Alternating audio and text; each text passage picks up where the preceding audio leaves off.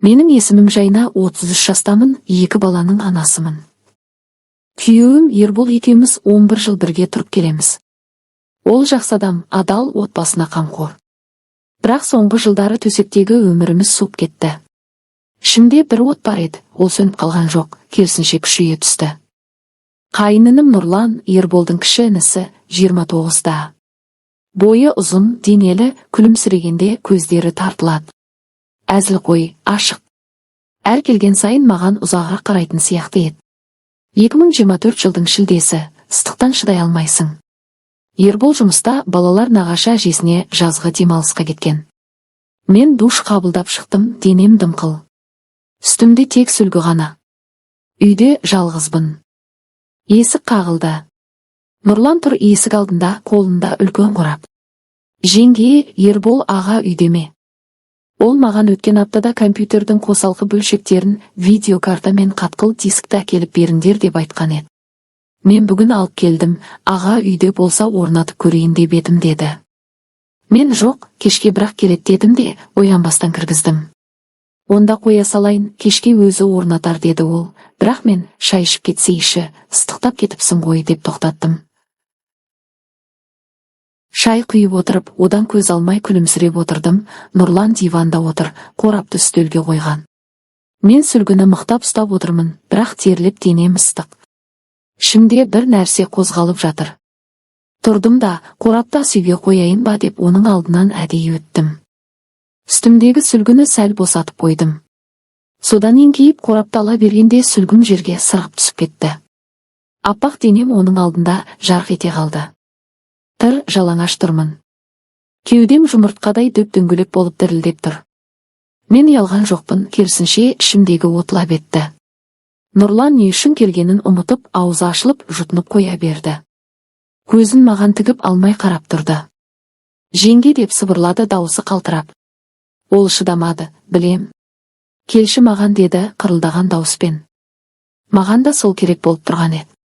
Жүрегім соғып, денем дірілдеп барады. Бірден оған жақындадым. Ол тұрды да кеудешесін бірақ сілкіп шешіп тастады. Мен арқасынан құшақтап, ерініне сүлікші алдым. Өзіме риза болып тұрмын. Осы күнді қаншама күткенімді білсеңіз ғой, сөзбен жеткізе алмаспын, жан терім шығып көзім ашылды ғой. Осылай бірнеше рет болдық, кейін шаршап, шалқамыздан жатып ұйықтап кеттік. Таңертең оянғанда мен ұялдым да іштей жыладым. Не істедім мен?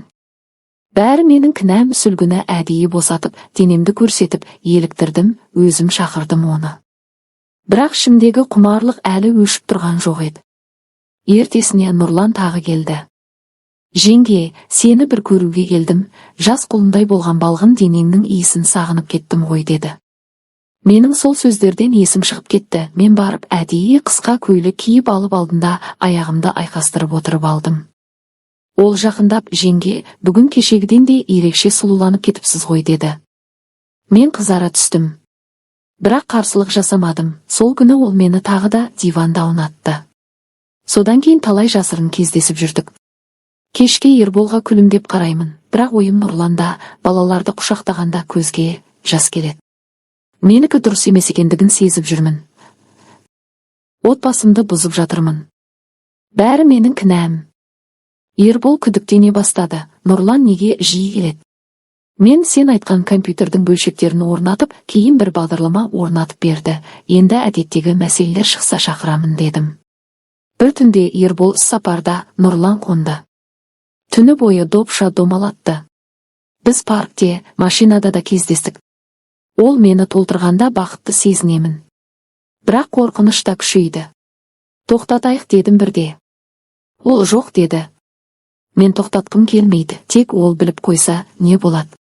Қазір ойланып отырмын, айтып тастау керек пе? Әлде жалғастыра берем бе? Денем әлі оны қалайды. Бірақ білемін, мен кінәлімін, толық кінәлімін. Бәрі сол бір ыстық күні оны шақырып алып тұр, жалаңаш оның алдынан өткенімнің кесірі. Ішімдегі от әлі сөніп тұрған жоқ, оны ұмыта алар емеспін. Қазір 2025 жылдың желтоқсанның ортасы. Сыртта қалың қар жауып тұр, үй іші жылы, бірақ жүрегім мұздап барады. Осы бірнеше айдың ішінде мен өзімді танымайтын болдым. Түнде ұйықтамаймын, ойланып жатамын.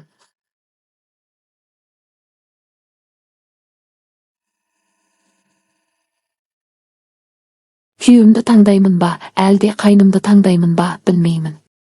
Ербол менің өмірімнің 11 жылы, балаларымның әкесі, үйімнің тірегі. Ол ешқашан опасыздық жасамады, әрқашан адал болды.